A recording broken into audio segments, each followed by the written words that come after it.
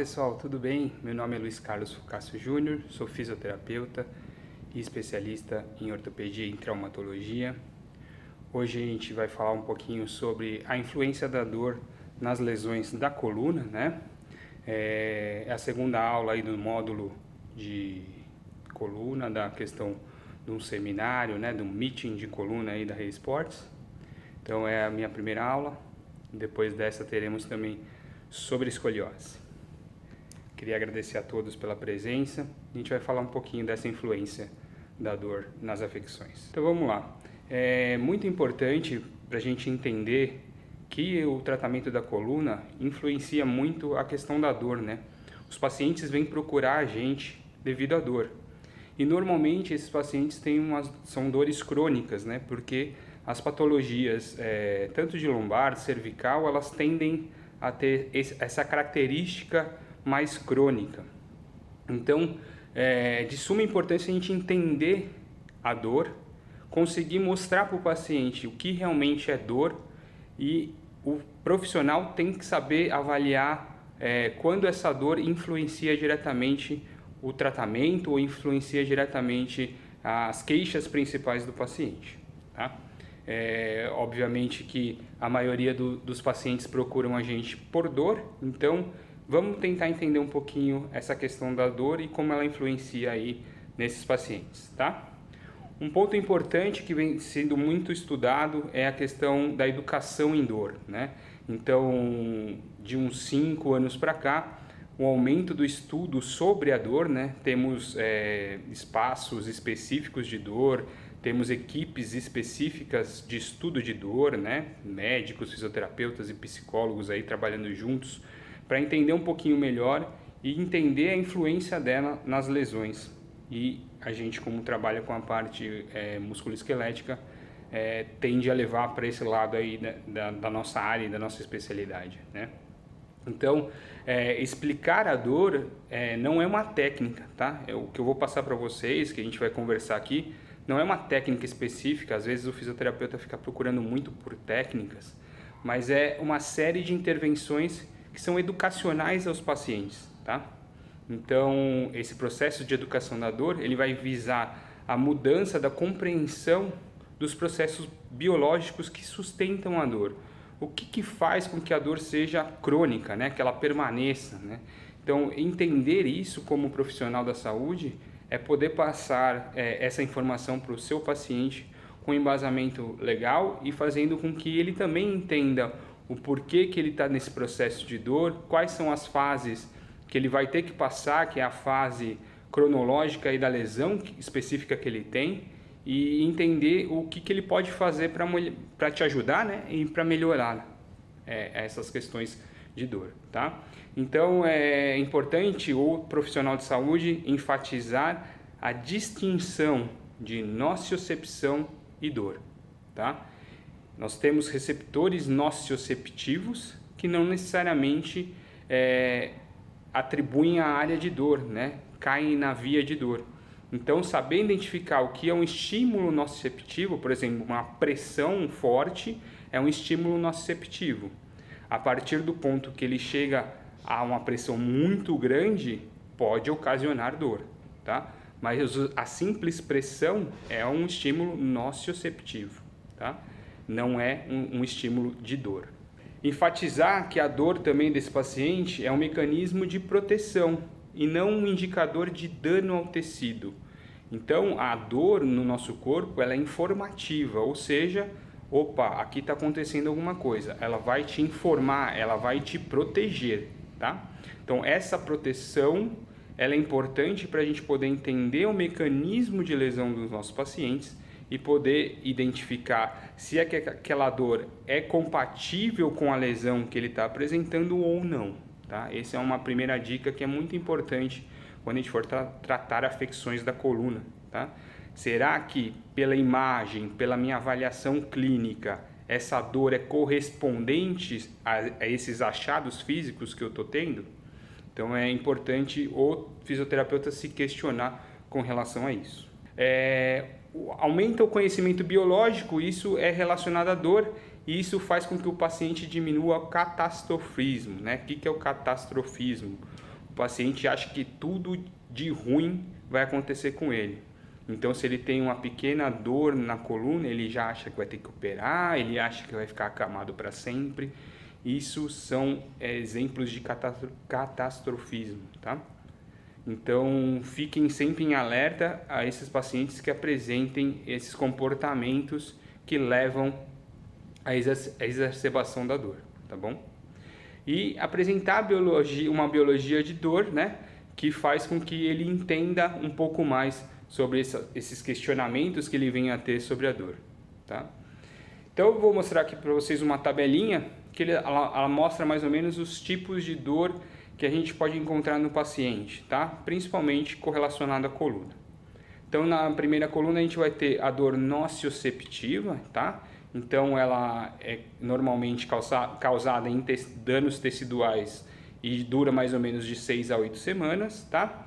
É uma dor que diminui ao tratamento, então você vai ver que conforme você for tratando, a tendência dessa dor é diminuindo, tá? A dor é local e compatível com os sinais diagnósticos, tá? E normalmente ela se comporta como uma dor aguda e latejante. Então essas são as características das dores nocioceptivas, tá? Uma dor neuropática, então uma dor que vem aí de uma compressão neural, por exemplo, então você vai durante a anamnese desse paciente identificar histórias de lesões neurais, tá? O que pode vir dessa anamnese, dessa história do paciente, que me tragam que essa paciente pode ter uma lesão neural, tá? E aí você já começa a pensar em dor neuropática. Ela normalmente, então, provavelmente vai estar associada à lesão de nervos, né? Ela é uma dor neuroanatômica, ou seja, você vai ter repercussões em dermátomos e miótomos, então ela não é uma dor muito pontual, ela começa a irradiar um pouquinho mais, tá? E normalmente é uma dor com sensação de queimação e formigamento. Então essas características já te alertam para que aquele paciente tenha uma dor neuropática, ok? E quando esse paciente tem uma sensitização central, tá? Então ele começa a exacerbar os sintomas. Então é um paciente que não tem uma história de lesão ou danos, tá? Ele tem ou essa história que você colheu, o seu exame físico não batem com o tipo de dor ou o grau, a intensidade de dor que esse paciente está apresentando, tá?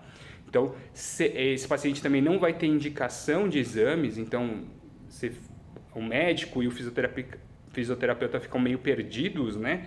Porque não tem muito onde eu vou procurar essa dor desse paciente, tá? Dores difusas ou mais de um ponto, normalmente esses pacientes apresentam vários pontos de dor, então não tem muito uma causa, tá? E a dor tem característica vaga, ela é difusa, é aquela dor que o paciente fala para você que ela é irritante, ela tá lá todo dia, todo tempo, tá? Então essas características de dores nos levam a crer que seja uma sensitização central, ok? Então, na sua anamnese, na sua avaliação física, você já vai começando a ver os pontos em que você vai abordar mais nesses pacientes. Luiz, pode ter uma mistura de vários? Pode ter uma mistura, principalmente a dor nociceptiva junto com a neuropática, tá? Elas podem estar em conjunto aí, associadas, tá? E como que a gente vai poder intervir com relação à educação em dor, né? O que a gente pode mostrar, o que a gente tem de ferramenta para se utilizar na educação de dor, tá? Então, a princípio, a gente tem a percepção da dor, então, quanto o paciente tem a sensação e o que é dor real para ele, tá? Então, isso é importante identificar o que é a dor dele. Uma dica muito importante é nunca desconfie do seu paciente, nunca fale para ele que essa dor não existe, você está inventando, tá? Tente entender o paciente, isso é muito importante, tá? Tentem entender qual é a característica da dor. E esses pacientes com alteração na coluna tendem a ter dores mistas, tá? Então tentem ver todas as questões, tentem ver o paciente como um todo, tá? Então, para essas percepções de dor, a gente tem um questionário, né, que é o Brief IPQ, né, que é o Brief Injuries Perception Questionnaire. Então, é um questionário legal que dá para você ter a real sensação de dor que esse paciente está te apresentando, tá? Então, é uma ferramenta que a gente tem aí para identificar o que é a dor real, né? Então, como a gente pode identificar, além da anamnese, o catastrofismo do meu paciente? Então, a percepção do paciente de que tudo vai ser pior, que ele vai ter um prognóstico pior de todos, né? Ah, não, isso vai acontecer comigo com certeza, tá? Então, a gente tem algumas escalas, dentre a mais comum e a mais famosa é a escala de catástrofe de dor, tá? Que é o PCS, que é Pain Catastrophism Scale, ok? Então, é um outro questionário que já vai me levando a crer que aquele paciente é catastrófico, tá? Mas só na anamnese, na conversa com ele, você já vai percebendo algumas características, tá? Ansiedade, muito importante. O paciente está com aquela dor crônica, ele não melhora nunca, ele fica com aquela dor persistente, então a tendência é que ele fique ansioso com todas as respostas dos tratamentos, tá? Então é muito comum na dor crônica e além de você poder conversar com o paciente, né, pode ser avaliado através do STAI, né, STAI, que é o Stage Trait Anxiety Inventory, tá? Que também é um questionário. Então esses questionários vêm nos ajudando a identificar em que nível meu paciente está, ok? Uma coisa muito comum em lesões de coluna é a cinesiofobia, o medo do movimento, tá? Então o paciente já passou por vários terapeutas, que já fez vários tipos de terapia e ele tem medo de movimento, porque quando ele movimenta dói, tá? Então, entender isso é muito importante, porque se o paciente apresenta cinesiofobia e você, no seu tratamento, já vai querendo fazer exercício com ele vai ficar receoso, talvez não volte para uma outra sessão. Então, isso é importante vocês identificarem e tentar ir pelas beiradas, né? Vamos tentar ganhar esse paciente e fazê-lo entender que o movimento é super importante no approach aí das lesões de coluna, tá? A gente tem que fazer movimentação, mas para isso a gente tem que entender se esse paciente tem medo de movimentar, porque toda vez que ele movimenta dói, então ele vai ter medo, tá? Então a gente tem a escala cinesiofóbica de Tampa, né? O TSK, que é muito legal, é um questionário que mostra realmente o paciente, opa, você faz isso? Ah, não, eu tenho meio medo de mexer nessa região, então é uma boa ferramenta aí pra gente. Além disso, paciente com sinais de depressão, então na anamnese você já vai sentindo, pergunta como que está a vida laboral, como é que está a vida em casa, né? Essa análise de traços de depressão a gente consegue ir vendo tanto na avaliação quanto no decorrer do tratamento, tá? E aí é importantíssimo a gente ter em mente que nós somos fisioterapeutas, nós não somos psicólogos, tá? Então saibam o limite da onde vai a fisioterapia e da onde começa a psicologia, tá? Temos excelentes profissionais aí que podem nos ajudar, os psicólogos, né? Por que não bater um papo com eles, falar, ó, esse paciente está com uma característica, parece depressão, não diagnostique seu paciente, você não é o profissional dessa área, encaminhe, tá? Encaminhe. Eu sei que é difícil, os pacientes têm muito preconceito com relação a tratamentos psicológicos, mas são importantes e você tem que fazer com que o paciente entenda que é importante tirar essas questões de ansiedade e depressão, que aí você vai ter um prognóstico melhor de tratamento, tá? O estresse, né? Então você vai ver também o dia a dia desse paciente, como é que é, se é muito corrido, se é muito estressante, porque a dor crônica ela é sempre muito irritativa. A dor tá lá toda hora, impede o paciente de trabalhar, impede o paciente de fazer atividade física, que é a válvula de escape dele, então ele não consegue fazer por causa dessa dor crônica e o estresse vai aumentando. Então, se é um paciente ativo, tentem achar alternativas de exercícios que não causem dor ou que não estressem mais a área que está com a lesão. Isso é muito importante. Ele vai ter uma válvula de escape, tá? E os fatores ambientais e sociais. em que esquema que ele vive, como que é o lar dele, como é que é a atividade profissional. Tentem entender um pouquinho da casa, da família, do ambiente de trabalho, que isso influencia muito também, né? Mais uma vez, não somos psicólogos, mas por essa proximidade terapeuta-paciente, a gente consegue identificar alguns pontos que podem ser úteis para o nosso colega psicólogo, tá bom? E a motivação é muito importante, você explicar para o paciente em que fase que ele está da lesão, o que esperar da lesão, o que esperar do seu tratamento, tá? Sejam realistas, mostrem a realidade para o paciente, ó, a gente está nessa fase, nós vamos querer chegar nesta fase, para isso a gente vai fazer isso. Você mostrando o seu plano de tratamento, você ganha o paciente pela segurança e engaja o paciente no seu tratamento. Tá? Isso é muito importante. De tudo que eu falar aqui, isso tem que ficar gravado. Motivem mostrando e educando o seu paciente. Tá? É muito mais seguro, pensem em vocês agora do outro lado, como sendo o paciente, alguém te mostrando, ó, a lesão é assim, o percurso natural da doença é assim. Nós estamos nessa fase e para chegar nessa fase, na fase mais adiante, sentido alívio e melhora e alta, a gente vai ter que fazer isso. Esse plano de tratamento compartilhado com o seu paciente dá mais segurança, tá bom? Então, vamos falar um pouquinho mais da sensitivação central. Então, é a maior responsividade de nossos receptores. Então, esses pacientes começam a ter um aumento desse fluxo de informação de nossos receptores, tá? Então, ele vai ter uma hipersensibilidade aos estímulos, vai ter uma responsividade a estímulos que não são nocivos. Por exemplo, um tato, tá? Então, paciente, você está conversando com ele, você encosta para fazer uma manobra, por exemplo, na lombar. Quando você encosta na pele, ele já dá aquela recuada, tá? Então, é um estímulo tátil que para todo mundo é normal. Para esse paciente com sensitivação central, vai ser já um estímulo nocioceptivo. Ele já vai causar um incômodo. E aí vocês já ligam o sinal amarelo para percepção disso. O campo receptivo desses nociceptores vão estar expandidos além da área da lesão. Então, no local em que ele tem a lesão, com certeza ele vai falar, não encosta muito aí, mas com o tempo e com a cronicidade da lesão, essa área vai se expandindo, tá?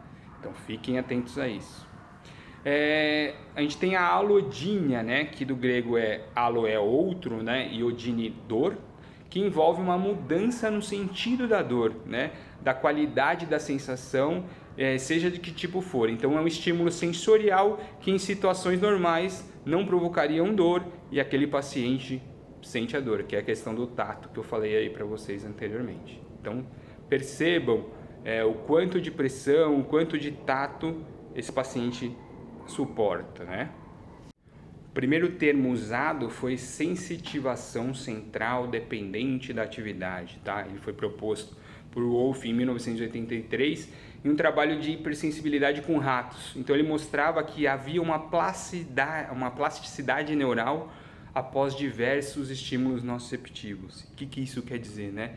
Se eu fico lá estimulando uma pressão, por exemplo, no mesmo lugar, então uma alteração, um desequilíbrio muscular em que eu tenho um aumento de pressão numa área que não estava acostumada, começa a estimular nociceptores e isso a longo prazo pode causar dor. Por isso que a dor crônica é tão difícil da gente conseguir abordar, né? e obter melhoras por causa disso. A gente tem um estímulo muito contínuo em cima dos nociceptores. Isso pode se transformar em dor, né? Essa sensitivação central.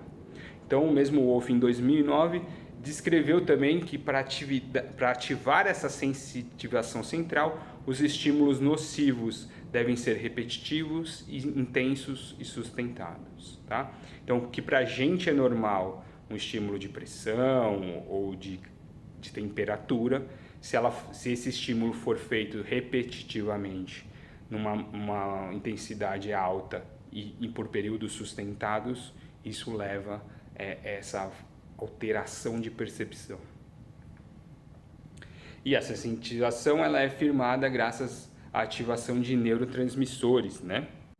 O neurotransmissor NMDA, tá? Que ele é muito presente no sistema nervoso central. Então essas alterações elas são ativadas graças a esses neurotransmissores, tá? Que é só para vocês terem uma ideia nessa figura aí, o que acontece na questão da sensitivação central, a cascata de eventos que acontece, a questão do glutamato, a informação de todas essas sensibilidades alteradas, tá? Então vê como é um gráfico absurdo, né? Então quando você olha já dá até um susto, mas é importante para a gente entender como que é o fluxo no sistema nervoso, tá? Então é importante a gente perceber e notar e avaliar nos nossos pacientes. É uma sensitização central ou periférica que esse paciente apresenta, tá? A diferença vai estar na resposta inflamatória curta e específica da lesão, ou seja, se é uma hipersensibilidade curta e local, ela é devida a mediadores químicos, ela não é uma sensitivação central. O que isso quer dizer, Luiz? Se for um período curto em que ele apresente esse aumento de estímulos, é por causa de uma resposta inflamatória, não necessariamente é uma sensitivação. Então, tem um histórico de cronicidade da lesão, isso é importante para poder diferenciar se é central ou periférica, tá? Quais são as características clínicas? Então, é um paciente com padrão desproporcional, tá? Inconsistente e não é uma dor mecânica, tá? Ela tende a ser uma dor mais inflamatória, de característica inflamatória, tá?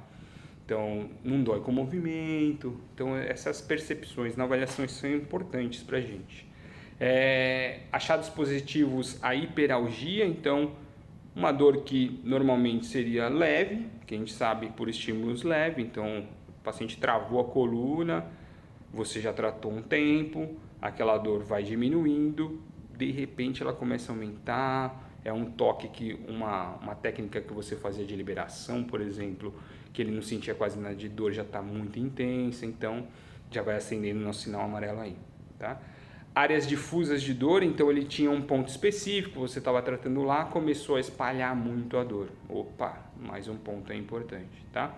A identificação de alterações psicossociais, então como é que está o dia a dia desse paciente, se ele teve muitos estresses externos, tá? Se ele tem um acompanhamento com um psicólogo, isso é importante saber.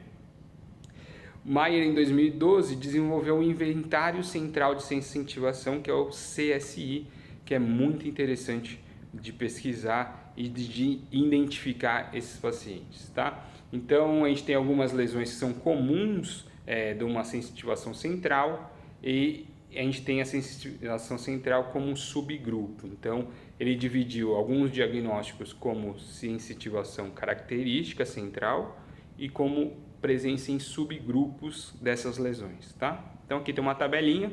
Então, mostra que a dor lombar crônica, que é a nossa campeã aí de intervenções, né? Ela tem como característica a sensitivação central, tá? Aí a gente vai ter uma série de outras lesões que são como subgrupos, ou seja, alguns pacientes podem ter, é esperado que alguns grupos de pacientes tenham, tá? Então, que seria o whiplash crônico, o whiplash subagudo, distúrbios temporomandibulares, síndrome miofaciais e osteoartrose, tá?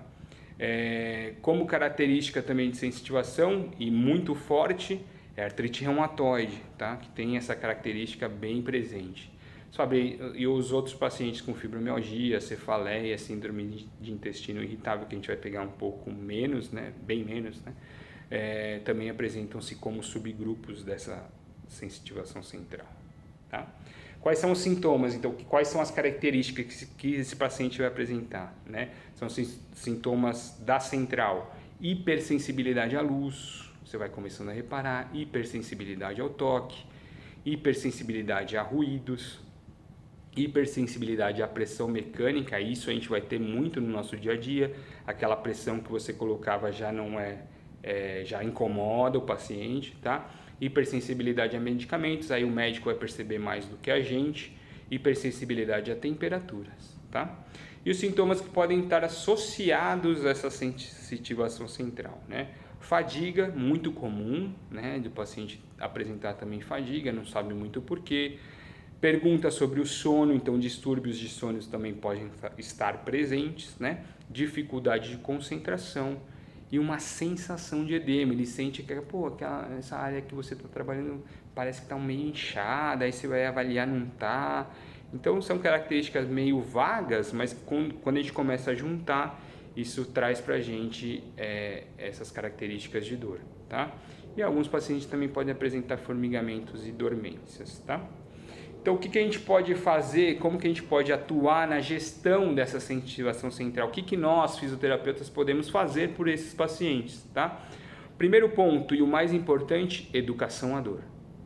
Então, mostre para o paciente o que realmente é dor, como que a dor chega no nosso sistema nervoso central, por que ele está sentindo aquela dor, por que aquela dor é esperada e por que aquela dor não é esperada. Isso é importante, tá? Qual é a história natural da lesão?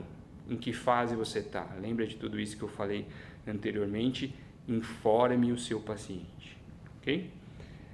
Reconceituação da dor. Então, aquilo que o paciente acha que é dor, nós temos o papel de mostrar para ele que não, são estímulos nociceptivos. Isso não é dor, mas tenha muito cuidado por essa abordagem, porque ela é bem tênue, é uma linha tênue de você perder o paciente, tá? Então seja bem criterioso na hora de escolher as palavras, em tentar ensinar e explicar e reconceituar esses tipos de dor, tá? Para ele não pensar que você está menosprezando a dor dele. A terapia manual também é uma técnica, as técnicas de terapia manual ajudam na sensitivação com relação ao toque, é importante, por isso que falam de terapia manual. Ainda na literatura é muito controverso essa questão de o quanto a terapia manual ajuda nisso, né, nessa gestão. Eu costumo utilizar, então, mostrar para o paciente que o toque é importante, que o movimento é importante e a gente também vai agregando o nosso paciente, tá? Eletroanalgesia é importante, de novo, para identificar o estímulo. Ó, isso é um estímulo nociceptivo, isso é dor. Você está sentindo como essa eletroanalgesia te alivia, não te alivia por quanto tempo? Tudo isso a gente vai avaliando e falando, opa, esse paciente está melhorando ou não, ele está realmente achando a dor onde não existe, ou seja, onde está sendo muito estimulada a questão de nociceptores, tá? Acompanhe o tratamento medicamentoso, então isso é com o médico, obviamente, mas é importante a gente acompanhar de perto se houve mudanças do tipo de medicamento, se houve mudança de dose, isso é importante a gente acompanhar e avaliar e encaminhar a tratamentos psicológicos. De novo, é muito delicado, mas a gente tem que entender que muitas vezes a gente vai precisar dos nossos colegas psicólogos aí atuando junto, tá bom?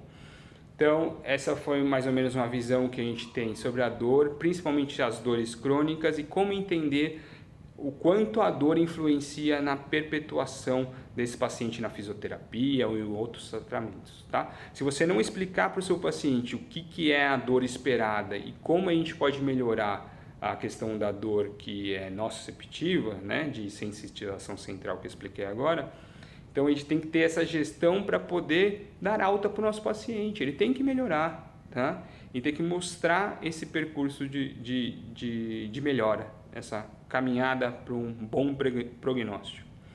Espero que tenham gostado, convido a todos que estão assistindo aí nosso meeting em coluna, a assistir os demais vídeos, né, desse meeting e também convidá-los ao nosso curso da Resports de avaliação e tratamento nas disfunções da coluna vertebral. Eu serei o professor, estarei muito feliz em recebê-los, espero que estejam lá, tá? Então começa esse ano, é um curso novo, está sendo feito com muito carinho e espero vê-los lá. Muito obrigado a todos e assistam os outros vídeos e qualquer dúvida estou à disposição. Muito obrigado, um abraço e até a próxima.